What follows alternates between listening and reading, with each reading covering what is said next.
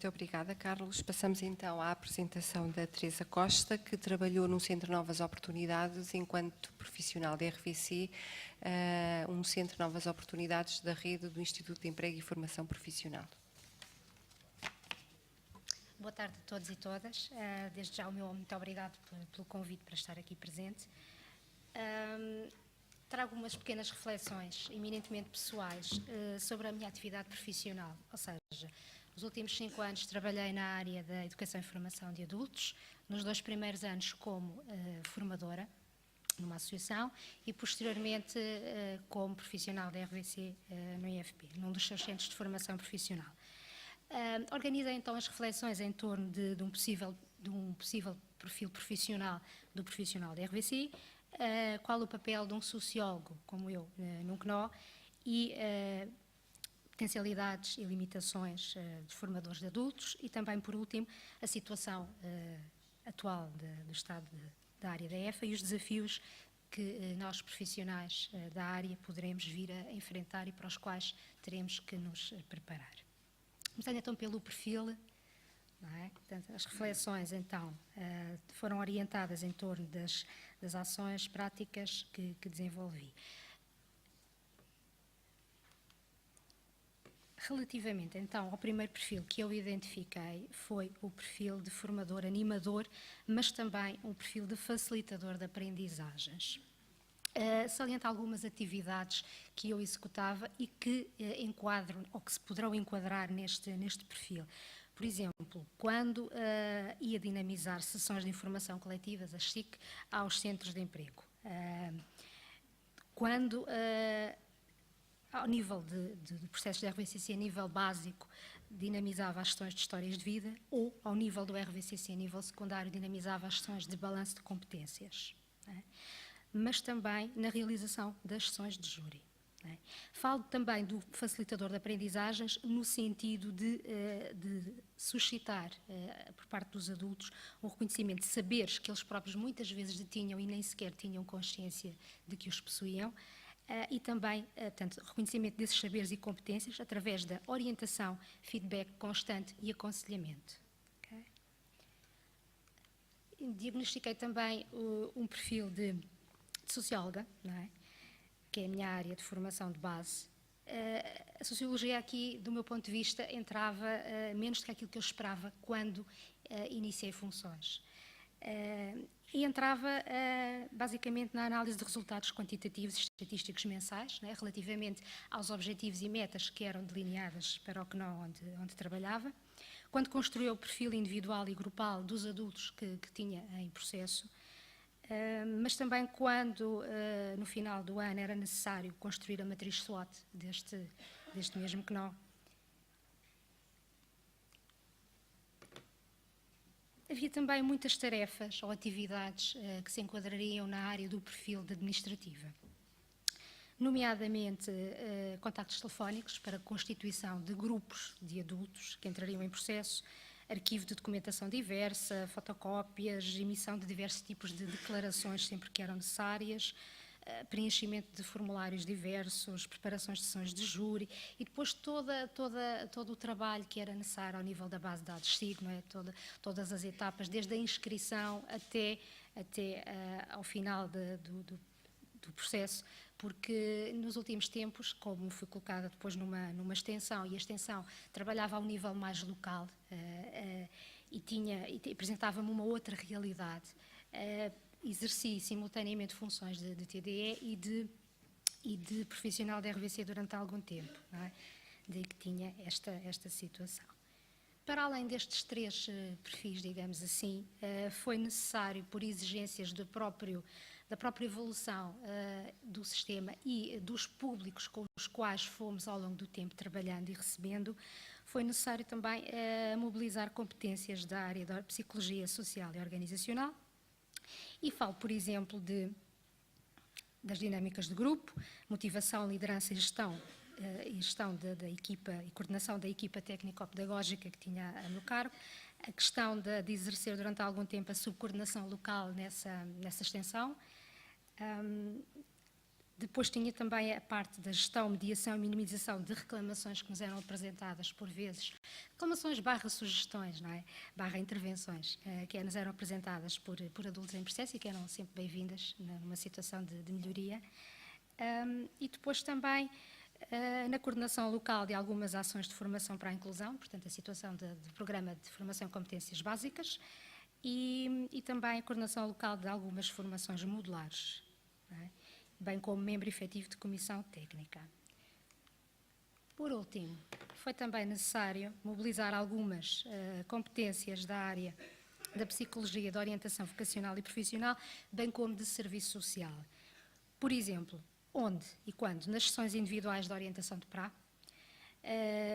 realização das sessões individuais de PDP ou de PPQ, e estou a usar siglas, mas penso que estou a falar para... Ok. Portanto, PDP fala das sessões de plano de desenvolvimento pessoal, não é? E PPQ fala de plano de qualificação pessoal, ou seja, estamos a falar de a diferenciação entre, basicamente, uma certificação total de um adulto, num determinado nível de processo, e de uma certificação parcial em que o encaminhamento tinha que ser diferente para completar o seu percurso de qualificação. Falo também dos encaminhamentos para EFAs ou para as competências básicas, não é? Como estava a acumular funções, por vezes tinha adultos que não se enquadravam nitidamente num perfil de competências mínimo exigido para a frequência de um processo de RVCC e tinham que haver encaminhamentos para formação, não é? Porque havia algumas lacunas, não é?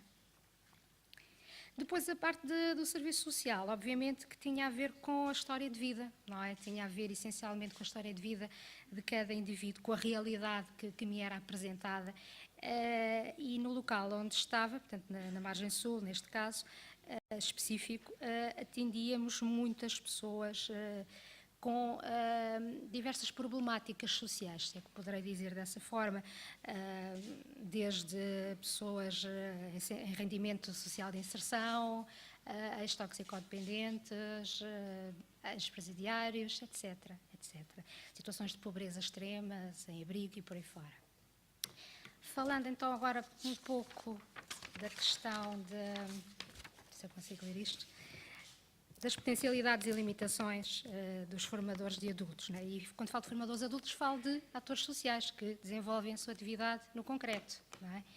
Potencialidades, eu saliento aqui, isto é muito pequenino, desenvolvimento de uma cultura de conhecimento motivacional, não é? Que impulsionava os adultos em busca, que envolvia e impulsionava os adultos em busca de uma aprendizagem ao longo da vida, não é? E consequente qualificação.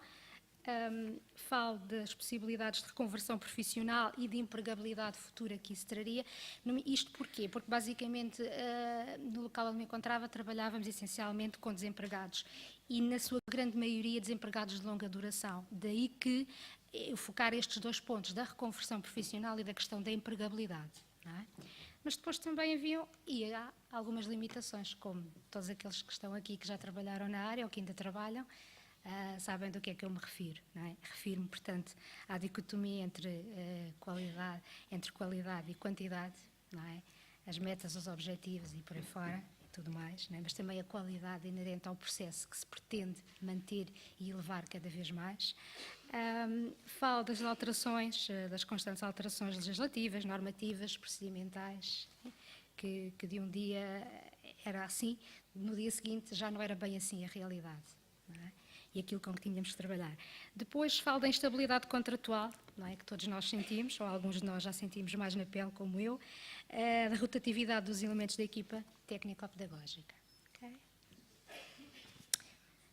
Depois, em relação ao estado atual da EFA, não é? Falo da questão da emergência das não oportunidades. Não é? Portanto, tivemos numa fase inicial as novas oportunidades e temos agora uma fase, diria eu, de não oportunidades, não é? Portanto, as novas oportunidades deram oportunidade, de facto, a muitas pessoas excluídas do mercado de trabalho, que foram sendo excluídas do mercado de trabalho, com qualificações deficitárias que pudessem, de facto, se envolver e aumentar as suas qualificações.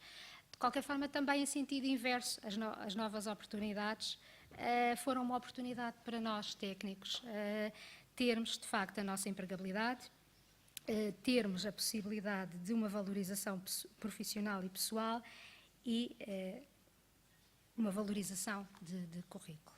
Não é? Tenho que acelerar aqui um bocadinho, não é?